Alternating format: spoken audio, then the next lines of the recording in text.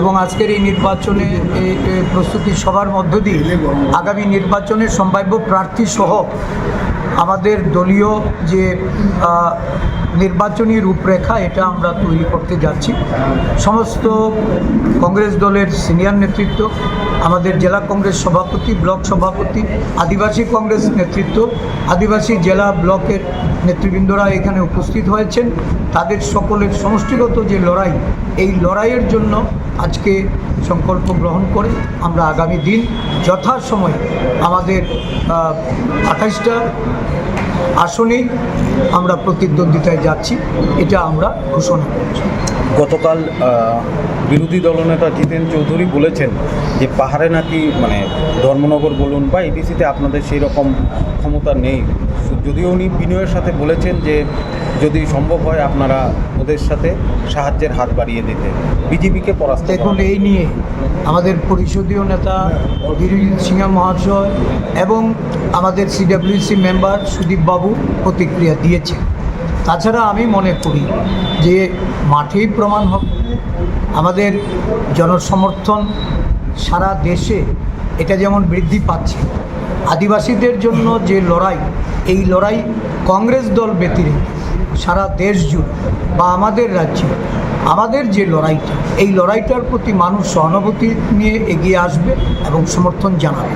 আমরা দল হিসাবে আমাদের একটাই লক্ষ্য থাকবে যে এই রাজ্যে বিজেপিকে পরাস্ত করার জন্য আমাদের অতীতের যে আমাদের যে স্যাক্রিফাইস বা ভবিষ্যৎ লড়াইও জনগণ যেন এটা বিচার করে এবং জনগণের উপরে আমরা চাই। আচ্ছা, আরেকটা সে বিষয় খুব চর্চায় চলছে যে আপনারা হয়তোবা দেখতে পাচ্ছেন যে সংবাদ মাধ্যমে যে বিজেপির সাথে মথার লড়াই, মথার সাথে বিজেপির লড়াই। এখন আপনারা মথার সাথে কি কোনো যোগাযোগে রাখবেন? মথার সাথে কি অ্যালায়েন্সে গিয়ে আমরা 28টা আসনের লড়াইয়ের প্রস্তুতি নিচ্ছি। এই মুহূর্তে আমরা এই লক্ষ্যটাকে সামনে রেখেই এগোচ্ছি। আমাদের লড়াই এই রাজ্যে আদিবাসী জনগণের উন্নয়নে, আদিবাসীদের অধিকার রক্ষার্থে, তাদের ক্ষমতায়নে, যারা আদিবাসীদের নিয়ে ইমোশনাল খেলা খেলেছে, যারা আদিবাসীদের উন্নয়নের নামে অর্থ লোপাট করেছে, আমরা এই বিষয়গুলি জনসমক্ষে তুলে ধরে আমরা মানুষের সমর্থন চাই। আজকের বৈঠকটা কী নিয়ে? প্রস্তুতি সহ এডিসি নির্বাচন। ঠিক আছে, প্রার্থী তালিকা এমনিতে ধর্মনগরের কি খুব শীঘ্রই আমরা এগুলি নিয়ে আপনাদের জানাবো। রাজ্যে যে পরিস্থিতি, মানুষ শাসক পার্টির পক্ষে নয় এবং কংগ্রেস এখানে জিতবে বলেই কমিউনিস্টরা অগ্রিম একটা ক্যান্ডিডেট দিয়েছে, জানে যে কংগ্রেস জিতবে, সেই জন্য তারা করেছে। অর্থ কী? কাকে জিতানোর জন্য এখানে করল?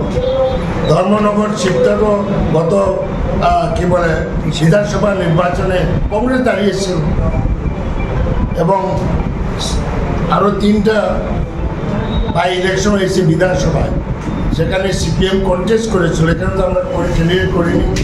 তারা জানে যে এবার কংগ্রেস জিতবে, ওখানে বিরোধীরা জিতবে, তার জন্য অগ্রিম এভাবে করছে। অর্থ কী? ভিতরে কোনো রহস্য আছে যদি, কিন্তু একটা আছে, দেখা যাক, আমরা চিচিং ভাগ করবো, সময় আছে। বিজেপি আর মথার মধ্যে যে এই যে দ্বন্দ্ব, কি বলবেন আপনি?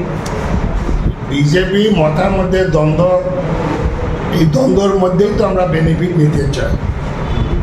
এটা তো পলিটিক্স, তারা দ্বন্দ্ব, শাসক পার্টির মধ্যে যত দ্বন্দ্ব হবে ততই আমাদের লাভ।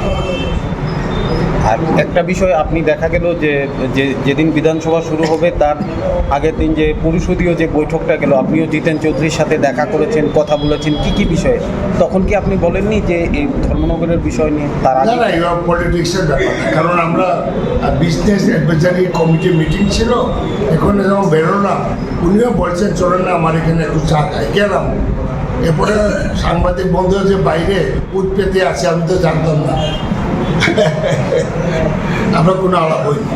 এই নিয়ে আমাদের দলের পরিষদীয় দলনেতা বীরজিৎ সিংহ মহাশয় এবং আমাদের সিডব্লিউসি মেম্বার সুদীপ রায় বর্মন মহাশয়, ওনারা বিভিন্ন প্রতিক্রিয়া দিয়েছেন। আমি মনে করি ওনারা যা বলেছেন এটাই আমাদের দলের স্ট্যান্ড এবং সেই অনুযায়ী কংগ্রেস দল গোড়া থেকেই বলছে যে বিজেপিকে পরাস্ত করার জন্য আমরা অতীতেও স্যাক্রিফাইস করেছি এবং জনসম্মুখে আমরা এটাই নিয়ে যেতে চাইছি যে বিজেপির বিরুদ্ধে কংগ্রেসই একমাত্র দল যারা আন্তরিকভাবে লড়াইটা করতে চায়। এই লড়াইয়ের প্রস্তুতি নিয়ে আমরা আগামী দিন ময়দানে নামছি। প্রস্তুতি সভা এবং আজকের এই নির্বাচনে এই প্রস্তুতি সভার মধ্য দিয়ে আগামী নির্বাচনে সম্ভাব্য প্রার্থী সহ আমাদের দলীয় যে নির্বাচনী রূপরেখা এটা আমরা তৈরি করতে যাচ্ছি। সমস্ত কংগ্রেস দলের সিনিয়র নেতৃত্ব, আমাদের জেলা কংগ্রেস সভাপতি, ব্লক সভাপতি, আদিবাসী কংগ্রেস নেতৃত্ব, আদিবাসী জেলা ব্লকের নেতৃবৃন্দরা এখানে উপস্থিত হয়েছেন। তাদের সকলের সমষ্টিগত যে লড়াই, এই লড়াইয়ের জন্য আজকে সংকল্প গ্রহণ করে আমরা আগামী দিন যথাসময়ে আমাদের 28টা আসনেই আমরা প্রতিদ্বন্দ্বিতায় যাচ্ছি, এটা আমরা ঘোষণা করছি। গতকাল বিরোধী দলনেতা জিতেন চৌধুরী বলেছেন যে পাহাড়ে নাকি মানে ধর্মনগর বলুন বা এবিসিতে আপনাদের সেই রকম ক্ষমতা নেই, যদিও উনি বিনয়ের সাথে বলেছেন যে যদি সম্ভব হয় আপনারা ওদের সাথে সাহায্যের হাত বাড়িয়ে দিতে বিজেপিকে পরাস্ত। দেখুন, এই নিয়ে আমাদের পরিষদীয় নেতা বীরজিৎ সিংহ মহাশয় এবং আমাদের সিডব্লিউসি মেম্বার সুদীপ বাবু প্রতিক্রিয়া দিয়েছে। তাছাড়া আমি মনে করি যে মাঠেই প্রমাণ হবে। আমাদের জনসমর্থন সারা দেশে এটা যেমন বৃদ্ধি পাচ্ছে, আদিবাসীদের জন্য যে লড়াই, এই লড়াই কংগ্রেস দল ব্যতিরেকে সারা দেশ জুড়ে বা আমাদের রাজ্যে আমাদের যে লড়াইটা, এই লড়াইটার প্রতি মানুষ সহানুভূতি নিয়ে এগিয়ে আসবে এবং সমর্থন জানাবে। আমরা দল হিসাবে আমাদের একটাই লক্ষ্য থাকবে যে এই রাজ্যে বিজেপিকে পরাস্ত করার জন্য আমাদের অতীতের যে আমাদের যে স্যাক্রিফাইস বা ভবিষ্যৎ লড়াইও জনগণ যেন এটা বিচার করে এবং জনগণের উপরে আমরা দেখছি। আচ্ছা, আরেকটা সে বিষয় খুব চর্চায় চলছে যে আপনারা হয়তোবা দেখতে পাচ্ছেন যে সংবাদ মাধ্যমে যে বিজেপির সাথে মথার লড়াই, মথার সাথে বিজেপির লড়াই।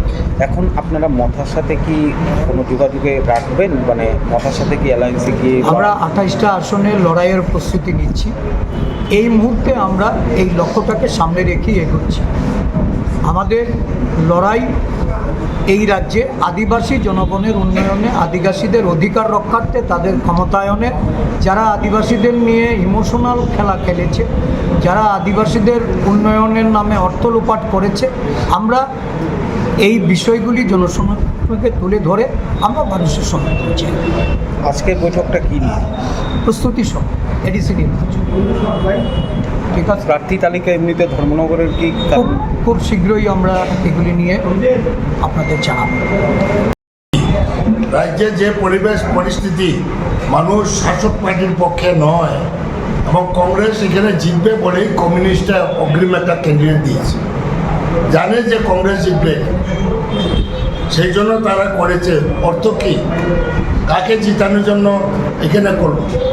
ধর্মনগর শিবটারও গত কি বলে বিধানসভা নির্বাচনে কংগ্রেস দাঁড়িয়েছিল এবং আরও 3টা বাই ইলেকশন হয়েছে বিধানসভায়, সেখানে সিপিএম কন্টেস্ট করেছিল, এখানে তো আমরা ক্যান্ডিডেট করিনি। তারা জানে যে এবার কংগ্রেস জিতবে, ওখানে বিরোধীরা জিতবে, তার জন্য অগ্রিম এভাবে করছে। অর্থ কী, ভিতরে কোনো রহস্য আছে যদি, কিন্তু একটা আছে, দেখা যাক, আমরা চিচিং ভাগ করবো, সময় আছে। বিজেপি আর মথার মধ্যে যে এই যে দ্বন্দ্ব, কি বলবেন আপনি? বিজেপি মথার মধ্যে দ্বন্দ্ব, এই দ্বন্দ্বর মধ্যেই তো আমরা বেনিফিট নিতে চাই। এটা তো পলিটিক্স, তারা দ্বন্দ্ব, শাসক পার্টির মধ্যে যত দ্বন্দ্ব হবে ততই আমাদের লাভ। আর একটা বিষয় আপনি দেখা গেল যে যেদিন বিধানসভা শুরু হবে তার আগের দিন যে পরিষদীয় যে বৈঠকটা গেল, আপনিও জিতেন চৌধুরীর সাথে দেখা করেছেন, কথা বলেছেন, কি কি বিষয়ে, তখন কি আপনি বলেননি